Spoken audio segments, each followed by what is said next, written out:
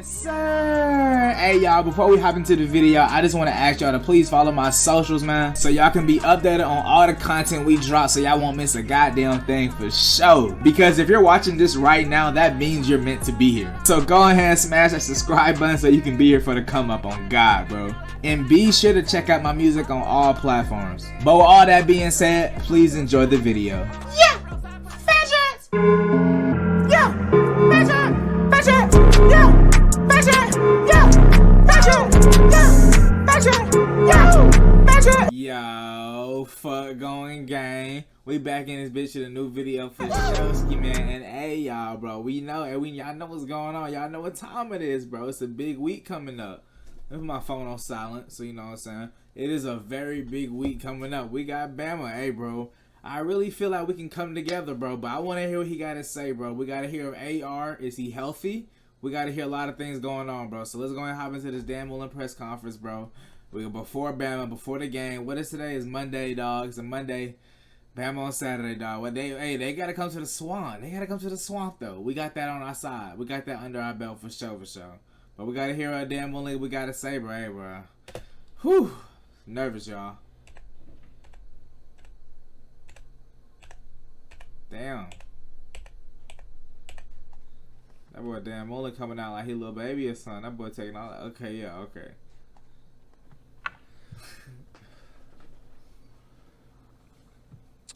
We ready?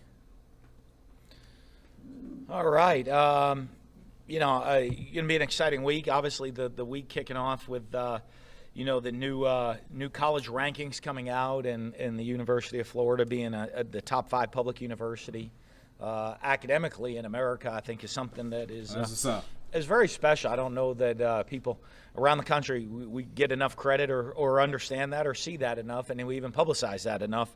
But when you look here and say, I think you know, all the athletic success we've had here sometimes overshadows the fact on a national stage maybe of people looking at Florida on the outside and saying, boy, you know, a lot of success on the field, but to be a top 5 public university academically, to be one of the absolute elite academic schools in the nation is very, very special. You know, and great for the university, great for the Gator Nation everywhere. So that's really exciting for us and for all our student athletes, and it shows the credit and the type of student athlete that comes here to the University of Florida. Excited about this week's game. Obviously going to start conference play, so things really start to ramp up with conference play now, and going to be back in the swamp. It'll be an exciting atmosphere. You know, I think with how the SEC schedule's set up, you know, when you don't get all these crossover games that often, and so I think the opportunity to have the Florida-Alabama game and have it here in the swamp, I don't know the last time they've been here, but I think it's been quite a while, you know, we haven't beat them since the Tebow days, bro. That shit is crazy, though. We almost beat them in the conference championship last year, but like before that, even before that, bro, we have not beat them since then. That's just crazy, y'all. It's just crazy. I don't know the last time they've been here, but I think it's been quite a while. You know, it's going to be really exciting and should be a great atmosphere. So we're excited and got to have a great week of practice and get ready to go. Edgar. Yeah, Dan, first off, how's Anthony? I think he's doing good. I saw him today watching the film. So, you know, like I said, I mean, he kind of had some tightness in his hamstring, so he'll do treatment, and we'll see how he'll be this week. And, you know, we expect him to practice, and we'll see how he comes along at practice and deals with it during the week. Okay. So now that this game's finally here, I mean, this has been kind of hanging in the air for a while now. Just what kind of opportunity is this for the program? Yeah, it's great. I mean, anytime right there you get to play you get the opportunity to play the #1 team in the country is a great deal. You know, and I think it'll be a great for this team. You know, this team to see where we're at this point of the season. Obviously, it's a long year. You know, the outcome of this game certainly is not going to define the season on either way. There's a lot. Facts. It will not define the season. That is true. That is true. Even if we lose this game, we have a chance to still beat Georgia, go to the SEC championship, and get a rematch against Bama. Facts. And then get a rematch, and then beat Bama, and then go into the, you know what I'm saying? we got a chance. We just can't fuck up. We just can't fuck up. We had that chance last year, but against LSU, and then some shit happened. The shoe got thrown, all the type of shit, all that, whatever. So yeah, so new season, got a chance for all that type of shit. We can make it happen. So we good. Facts. We Gucci. A lot of football to still be played throughout the course of the year, but it'll be a good measuring stick to where we're at this point of the season with this team. Yeah, I mean, for sure. Has the team played up to your standards? I guess the best way to ask the first 2 weeks. No, I have pretty high standards, so I think we can get a lot better. And you look, I think you look at it, and I don't want to downplay it. You look at that last week's game.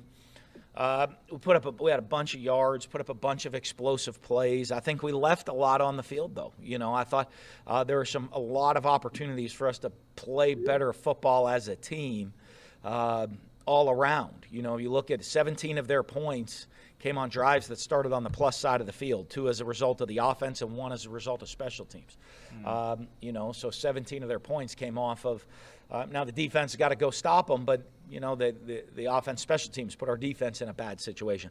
We didn't have the ball start one time on the plus side of the field.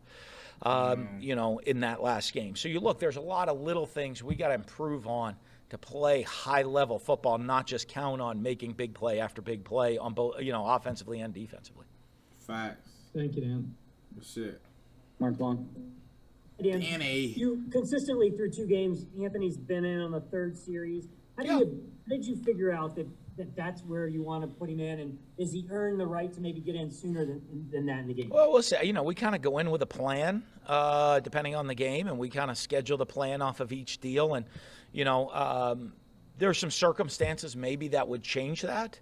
But, everybody's kind of on plan going into the game that, hey, you're going to play the 3rd series. We have that going in, and we know what we're going to do. Now, there are circumstances that could affect that, and there were Saturday circumstances that might affect if he went in, and when he went in. So, that's always up there changing. And then what do you expect? How do you expect the swamp to be? I mean, you haven't had a lot of sellouts during your time here. Maybe that Auburn game was the last one.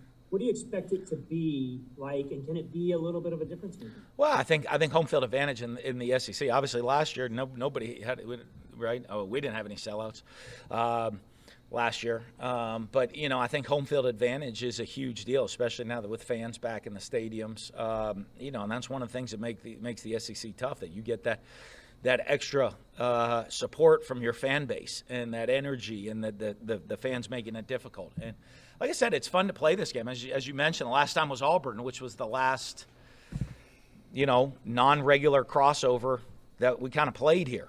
And, it's something that is really exciting. Hopefully the league, with this expansion, looks at, maybe having a lot more rotating games and getting rid of whether it's permanent crossovers or permanent teams that you're playing, or however they want to do it, to create this excitement for the fan base, because I think it's going to be a great atmosphere on Saturday here in the Swamp, and probably the best atmosphere in college football this Saturday. That shit gonna be lit. Buddy Martin. Hi, Dan. Could you just explain process of picking quarterbacks? I was talking to a couple of coaches today about that. Mm-hmm. People have different ways of doing it. They evaluate, they film.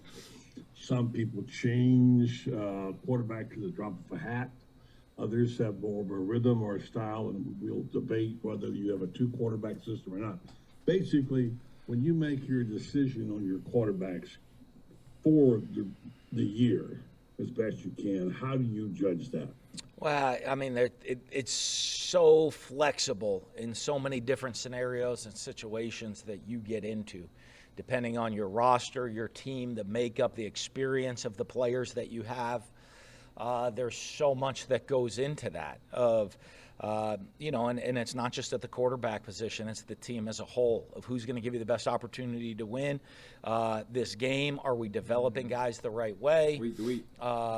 Who's the best decision maker out there leading the team? There's so many different little things that go into it, and each scenario is unique. I've been through it. I've been either a quarterback coach or an offense coordinator or head coach now for a long time, with a lot of different situations and different scenarios that you look at. And, you know, some cause you to, you know, have one quarterback and another one come in to run a certain package. Some other situations cause you to rotate him a little bit more. Some you kind of like you're set. This is the guy that's going to help us because, you know, then both guys have experience. So I don't have to roll them in to get them experience, to get them prepared to play. I think there's so much that goes into that in every situation.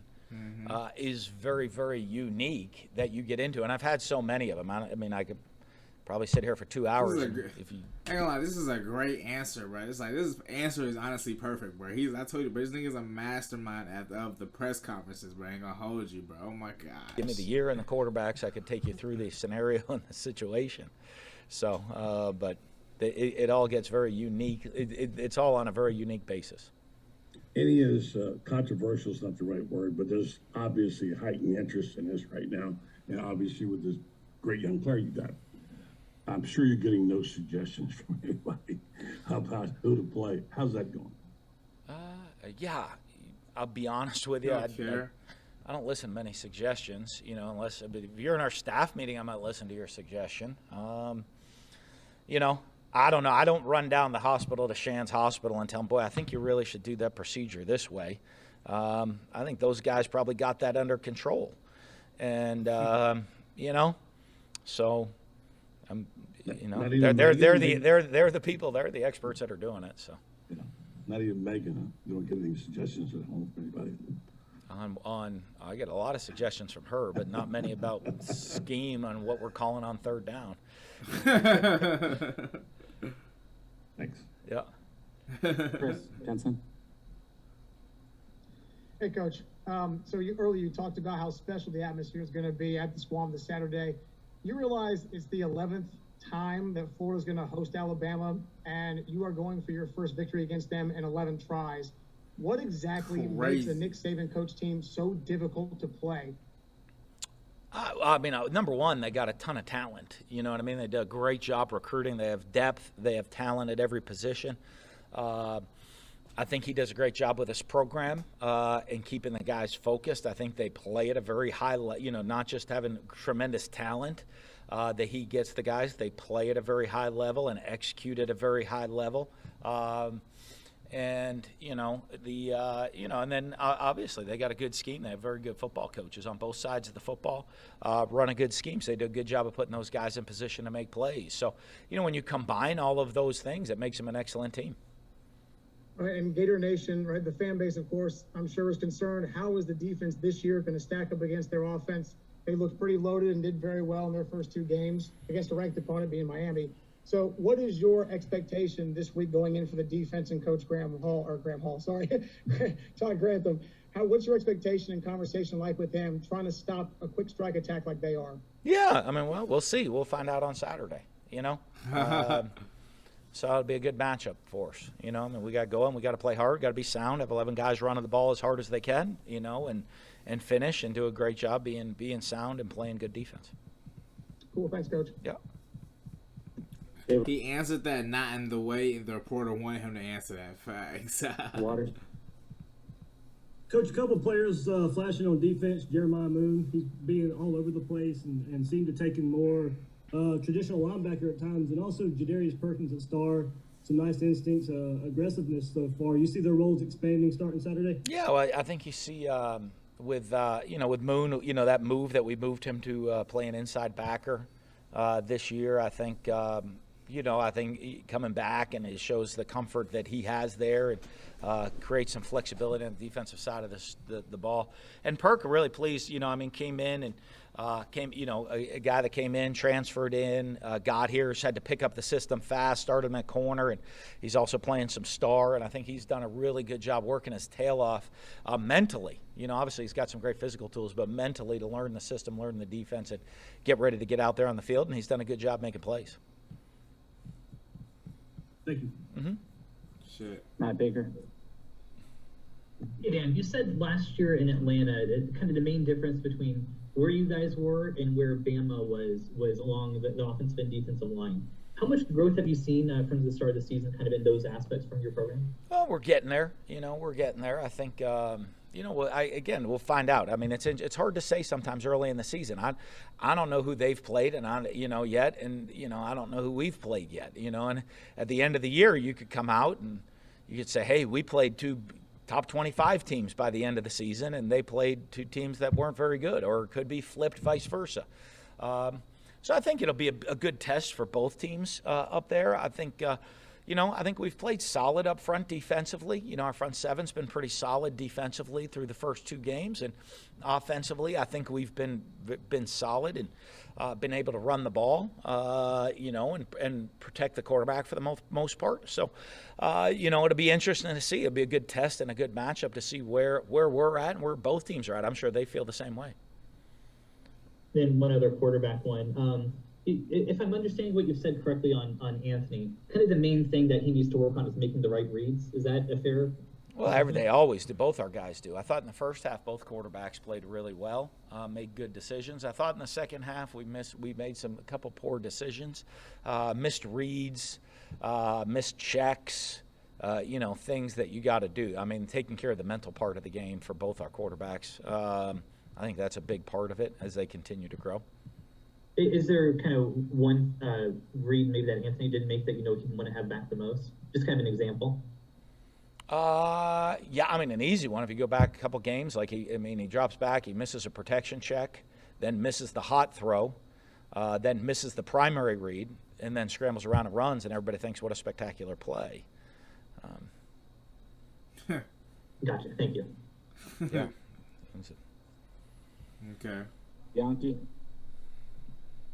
Hey, Coach, how are you? Great. Hey, I'm curious. Do you coach differently in the world of the transfer portal than maybe you used to, in the fact that you maybe you play more players to keep everybody happy? That's something I've heard other coaches say, and I'm wondering if that's an issue these days. No, I think about it. I've never thought about it, to be honest with you. I mean, you probably are thinking about it at transfer portal times, the end of a season, and just helping guys and help guys guide through their careers. But, I don't know. I've always been somebody that plays a lot of players. And, you look at our responsibility is to, in developing guys within in the program and develop them to get better, we end up playing a lot of players that way. So, I've never done it for any other reason than player development. And I think, that's why we do what we do. That's why we roll guys through a lot of times, and maybe statistically it doesn't look always the best for us at the end of a game where, hey, boy, we rolled a lot of guys through to get people experience and to get guys developed. But in the big picture of the program, it helps us. Facts. Really, in all our positions, we'll be having hella folks coming in. Hella folks be coming in hella positions for us, honestly. So it's not really it's not something new for us. Thank you. Yep. Goldie. A lot of rotation be going on. Yeah, Dan, I wanted to ask you about a couple. So we just got rotation in the QB position too. You know what I'm saying? I mean, I get it. Yeah. Injuries. It looked like Ventrell Miller went off early, Jean Delance, and then I guess Elijah Blades. How are those guys doing? Yeah, we'll see. We gotta check with them. We'll find out more with Ventrell today. The other two, Blades had a sore hamstring and just didn't feel like he could go on it to play at the level he wanted to play at. And Gene was just a bruise, so we expect him to be back out there today or tomorrow practicing. Thank you. Nick.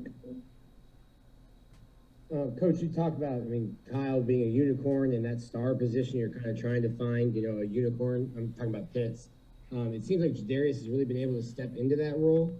When did you, know that, hey, he's a guy that can kind of fill that for us? Well, I think it's one of those that we're trying to, find guys and create the depth at different positions, and you look at that spot as somebody that we got to do some different things with, and so you try guys out, and I thought, he picked it up pretty quickly and did a good job with it, and and Dreadz Johnson does a great job with it too, but those guys bring a little something different and create more flexibility within the defense and creates more depth within the defense.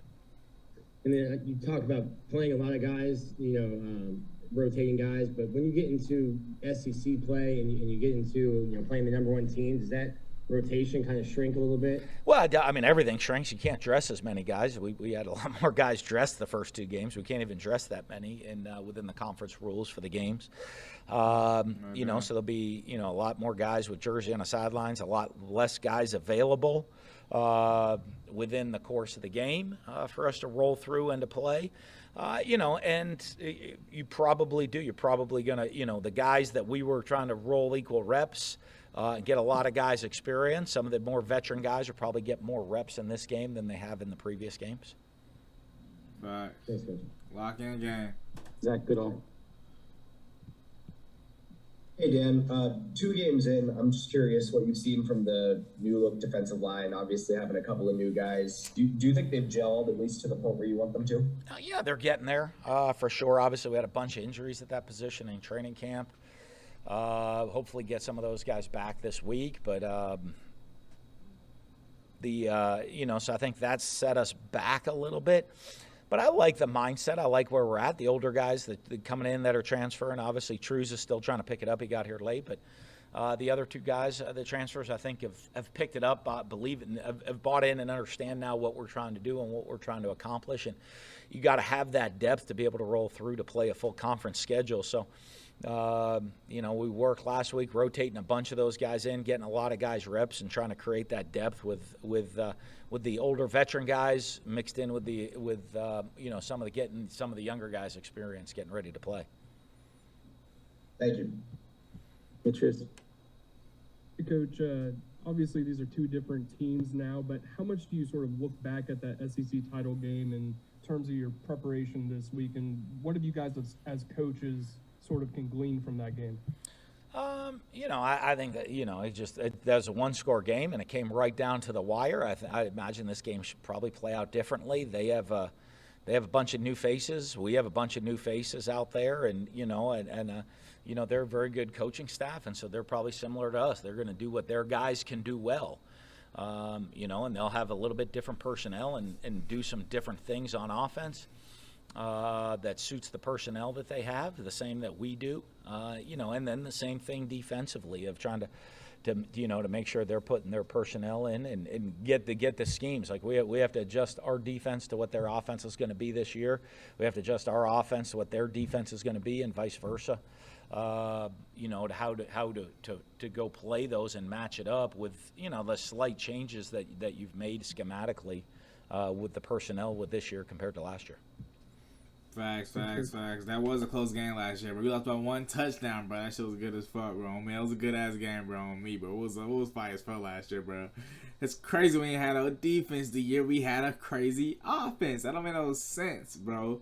Crazy, y'all. But shit, yeah, this shit gonna be lit this season, bro. I don't know. I think we got a chance though, bro. Facts. I hope we can do it. Zach Brady. Hope we can do it. You mentioned after the game the 2 quarterback package that you haven't shown yet.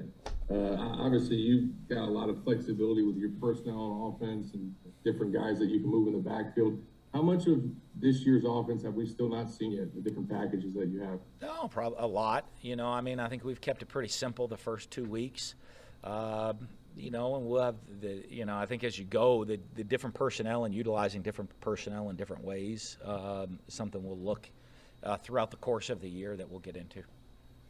And then it's been talked about a lot back in 2008 going into that year, how much that loss to Georgia was kind of a motivation for the players in the offseason.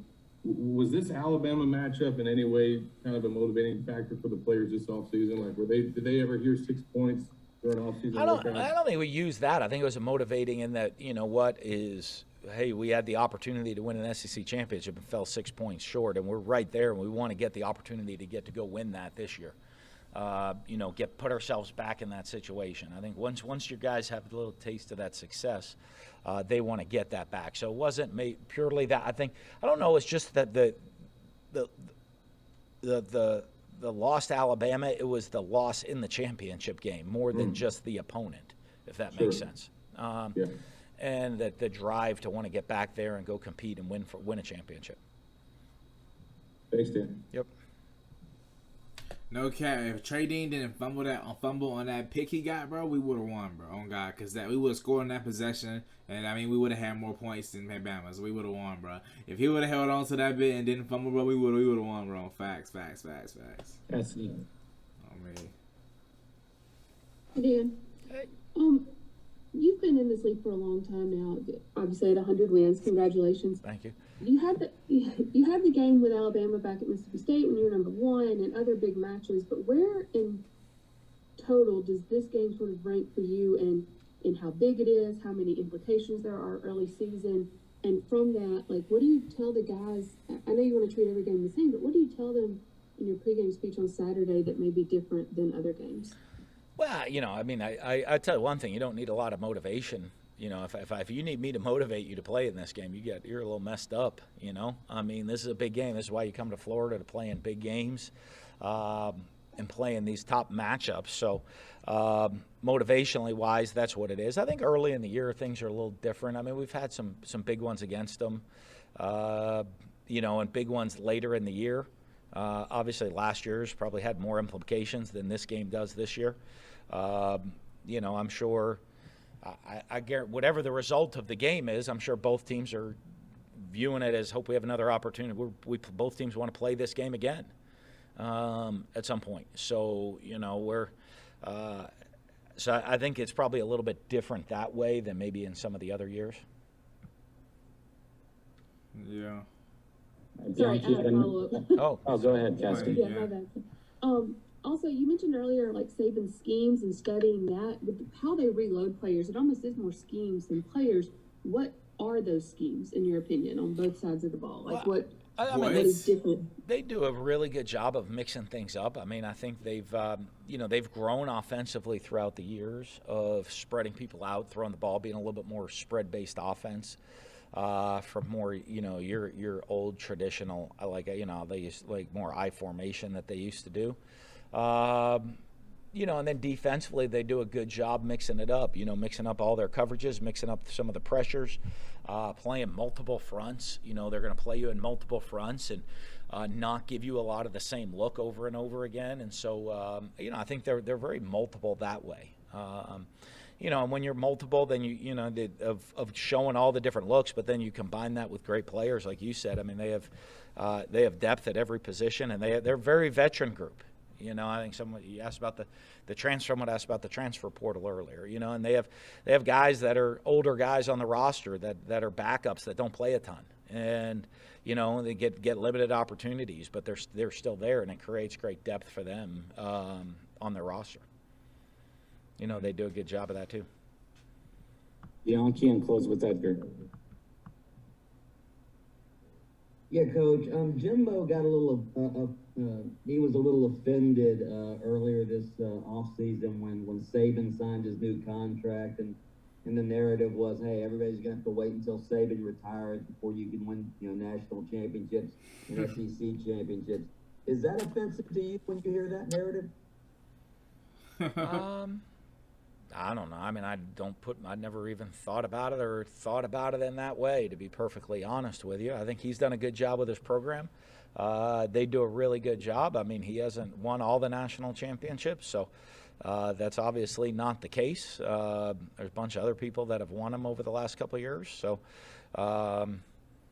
never really thought of it in that terms. Thanks. Yeah. You're getting a sentinel overload here. Sorry, Dan. So Emory Jones, I don't know if you heard his comments about Anthony after the game the other day. He talked about, first off, how much he's enjoying. He's like, I'm like y'all. I'm waiting to see what this kid does next. And then he talked about just the relationship they build with all the time and support and the late nights and what does that say to you about just those two guys and how they're going to handle this? Well, I think it shows, you know, I mean, the perception maybe of the difference between perception and reality, and everybody's perception on the outside and the reality of what's going on the inside. You know, if you have two young guys that are both trying to get better and both trying to learn, they learn and help each other, they appreciate each other, and they help each other. You know, and and they're good friends, and you want to see people succeed that way, and when you have good friends that way, and I think that's one of the things that makes college football pretty unique is the reality of what goes on inside the building, maybe compared to everybody what everybody a lot of the perception on the outside. I mean, I meeting with Emory yesterday and just going through things, and he's like, yeah, I mean, hey, it's amazing. I mean, I'm so happy. I see him do all these great things, and it's exciting. I love watching him out there in the field, and it's exciting, But Emory's, Emory's focus is how do I get better and how do I help Anthony get better? And Anthony's the same. Got to be they're the same way, I think that's so important, and that's the reality of what goes on inside of how are they improving. It's not Aaron Rodgers, Brett Favre for sure, but you're not buddies with. You might be buddies with Nick, but it's a little different this week with Coach Saban. And just how exciting is this challenge for you personally? Like, as a play caller going against such a great defensive mind, and given that you've been in this league a long time now. It's always fun. It's always, you always want to challenge yourself against the best. And this is a great opportunity for us to go challenge against the number one team in the country and see where we're at right now as a team this year. And, and I love these. These games are fun for me. You get the opportunity to go out there, and go play in an unbelievable environment against an unbelievable team. The crowd going crazy. I mean, this is what it's all about. This is why we do this. Thank you, Dan. Yeah. It's gonna be litty. Thanks, Coach. Is that it? All right. Thank you, guys. Thanks, Dan. Good interview. Good interview, Dan. Shit. Hey, man. I'm ready for it. I'm ready for it, bro. I think we can do it, bro. But this game most definitely does not determine the season. Facts. Because we have the opportunity to go play him again.